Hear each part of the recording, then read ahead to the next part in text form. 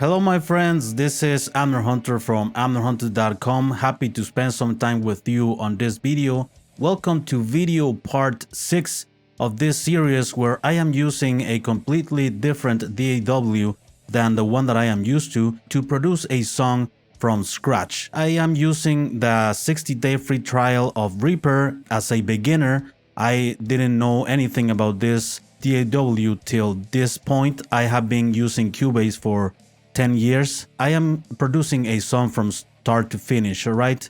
In the previous video, I recorded vocals from scratch, giving you some advice and some important tips that I have learned along the way. In this video, I am gonna be preparing all of these files that I recorded, drums, guitars, bass, vocals, and all that, for the mixing phase, alright? Also for this challenge, I am using only free plugins. All of the applicable links are going to be down below in the description and first comment, and don't forget to check out the timestamps as well that I leave you down below. Before we dive deep into the content, my friends, I would like to invite you to my website, amnerhunter.com. I have some freebies for you. I just released a new PDF guide where I show you how to write more music in 30 to 60 minutes a day. That's one thing that I was preparing for this challenge. Also, I have some other guides available here at the website about music productivity, also about mixing with free plugins, so go ahead and check it out. Additionally, I have some free tools that I want you to have, also a brand new drum sample pack for rock and metal sound. And finally, don't forget to check out my blog and this channel, which I'm updating weekly with tons of free content. So now, let's get straight into the video. Let's prepare these files for mixing. One thing that I like to do is to export these files and import them in a separate session where I have this mindset of now mixing the song, right? I like to separate the recording phase from the mixing phase. Specifically, if I'm working in something more professional or something, I like to mix in a separate session, right? With all of the files organized, with all of the files edited, with the effects printed. For instance, I want to leave this amplifier that I'm using for this recording session.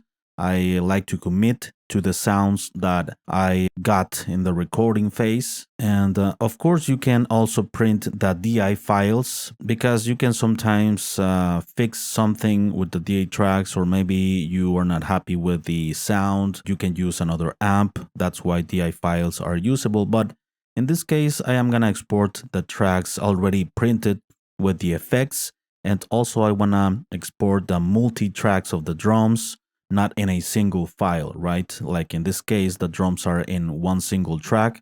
I wanna make sure to have the multi-tracks of the drums as well. I want to use another plugin for drums that I like more because the MT Power Drum Kit, it's very cool to compose. I think it's not the sound that I am exactly looking for. It doesn't sound bad, but I think the SSD5, which is a free plugin by Steven Slate, sounds better and more natural. So let's look for this SSD Sampler 5, pretty cool sounding plugin, a little bit more natural. Pretty cool that all of the MIDI files that you have here apply to the other drum plugin that you put. In Cubase it was the case. Let's see here. I'm gonna add a kit or preset. In the free version you get this rock kit, which sounds great by the way, and you have 3 presets off of that kit. Let's choose this one. I like the dry and tight. The kit, the parts are loading, and you can start to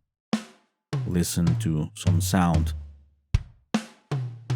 I think it sounds more natural than this one. Let's compare it quickly.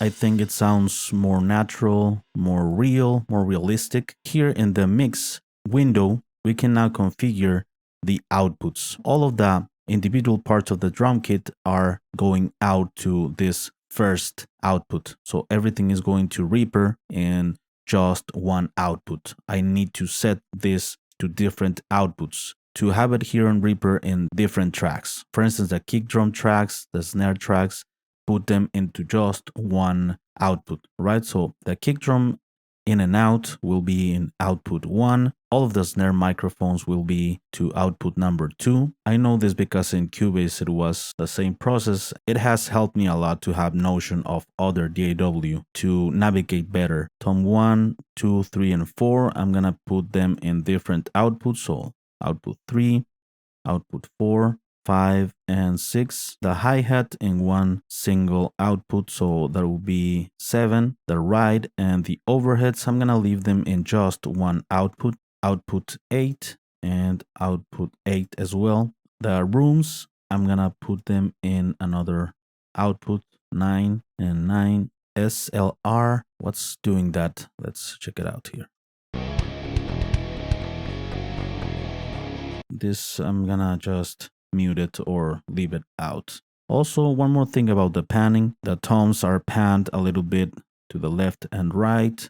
The hi-hats, the cymbals. So let's pan everything in the center. If you double click, it resets by default. Okay, so everything will be in the center. I'm gonna pan this in mixing phase because I wanna export all of these tracks in mono tracks, at least the ones that are, maybe the overheads are in stereo microphones and the room are in stereo microphones. All right, now that I have everything set here, the outputs, I need to create here on Reaper different tracks for these outputs. And it's very simple here. I investigated about this, just right click. Here you have two options: build multi-channel routing for output of selected effects, build 16 channels of MIDI routing to this track. So I'm gonna select this one. It asks you, do you want to add the following tracks for this effect? Stereo 1 and 2, 3 and 4. Let's create this. And now Reaper created all of these output tracks. If we hit play,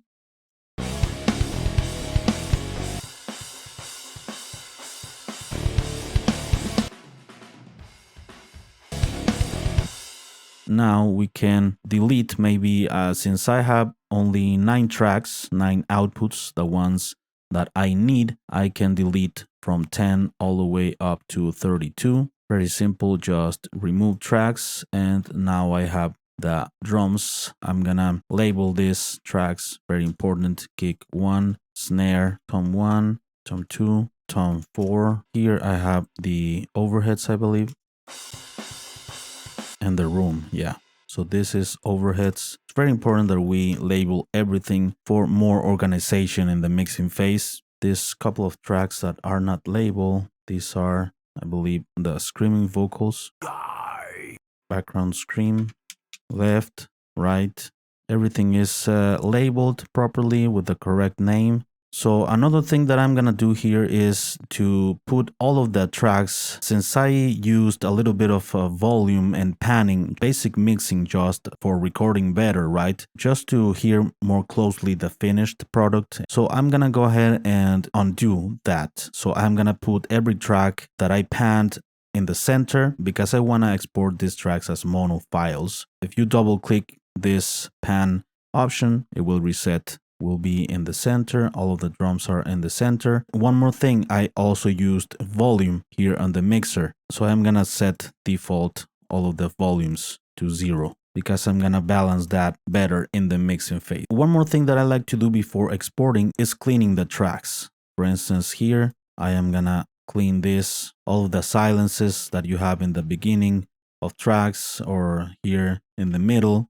You have some noises, for instance, when you are recording vocals. So I want to minimize every noise to have more freedom when you are cutting or editing the audio. Just click this magnet that you have here, snap enabled. If you deselect that option, you will have more freedom to move this, not just by the grid. This is working with the grid. With this off, you have more freedom. Very simple to create fade ins and fade outs. Also with the S command on your keyboard, you split the audio, which is like cutting, and you select it and delete it. So I'm gonna delete these parts of the audio to have the tracks as clean as possible. That way, when you are mixing, you are less focused on these types of fixing issues. In mixing, I like to think more as a creative process and not to solve these types of problems with noise and stuff like that. You can also select 2 tracks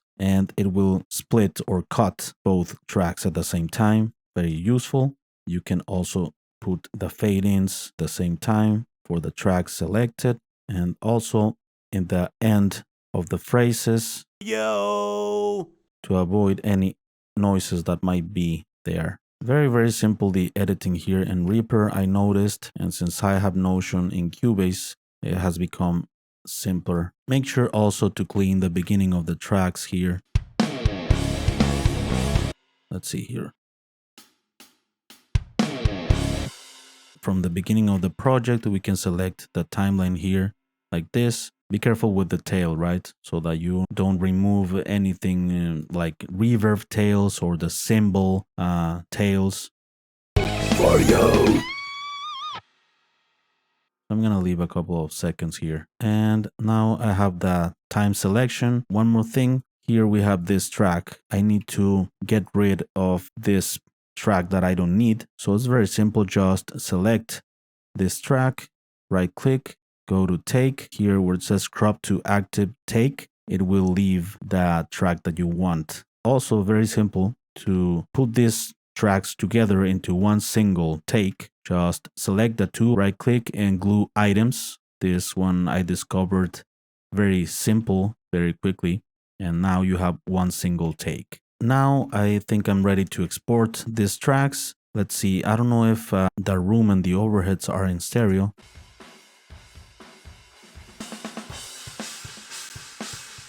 Yeah, they are in stereo, so I'm not gonna export them in mono because I have the hi-hat a little bit to the left, one cymbal to the right. So I am gonna export this first 7 tracks in mono, then overheads and room in stereo, and all of these tracks in mono.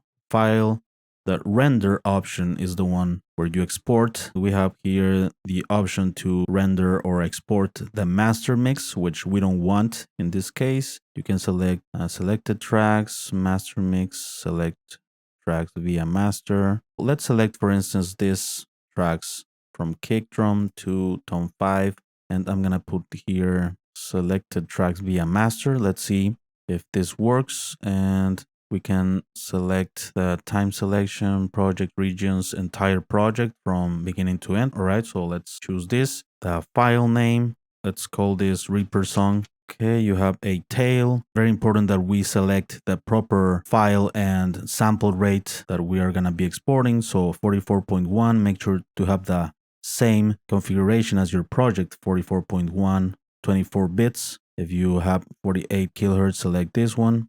I have 44.1. The channels in stereo, this I want it to be mono, and here in the format wave file, right, in 24 bits. I can export this. It says render 7 files, and make sure to select also the correct folder. Also, I saw something about these wildcards. If you want to export the songs with these names labeled, right? So wildcards here, we can select project order, the file number, it could be also. So let's choose here file number.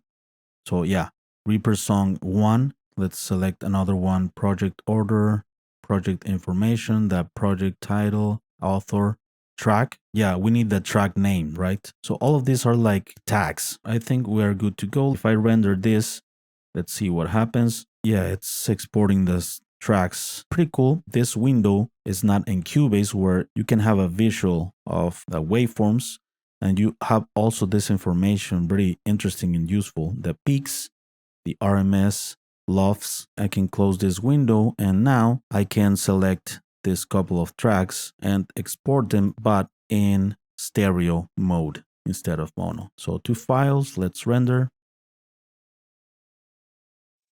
Let's select the last tracks.